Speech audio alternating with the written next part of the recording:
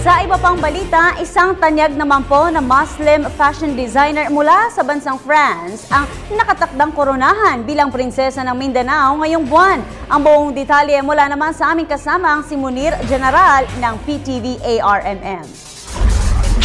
Nakatakdang koronahan bilang prinsesa ng Mindanao sa darating na ika-27 ng Pebrero si Isabelle Laforge na tubong Versailles, France.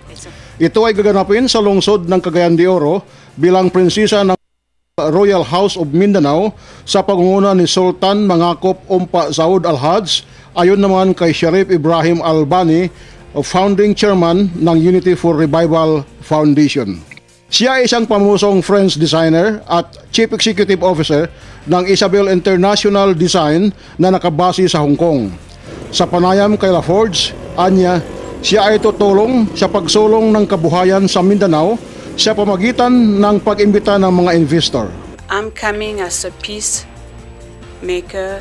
I embrace all the religion, and I believe that I practice the religion of love, which has no boundary, that it doesn't matter what color, what skin tone, what you practice. Love should be given to everyone, and you should be united. You should work together in harmony and make a peaceful life for everyone. Isusulong din niya ang antas ng edukasyon kung saan anya hikayatin niya ang mga kabataan, lalo na ang out-of-school youth na pumasok sa eskwela upang magkaroon ng tamang edukasyon.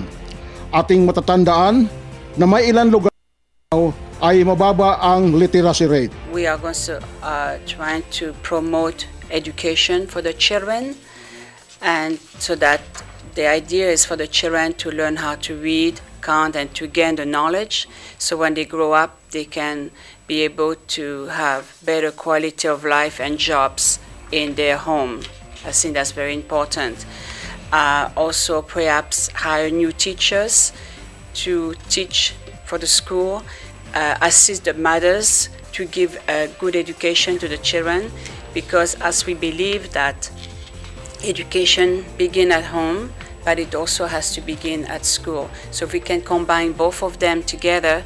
Samantala, nangako rin ang nakatakdang koronahan bilang prinsesa ng Tribal Royal House of Mindanao na siya ay magbibigay tulong sa mga kapuspalad sa pagbibigay ng charity sa pamagitan ng grupo ng Operation Smile, kung saan siya ay isa sa mga opisyalis nagtataguyod ng naturang foundation. We are going to do charity like I have been doing for the past 10-15 years in Hong Kong, in China.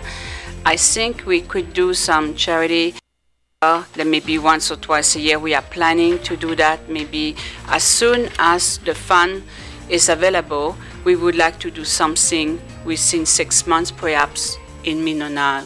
I think that will benefit for many people and the children especially. Yeah.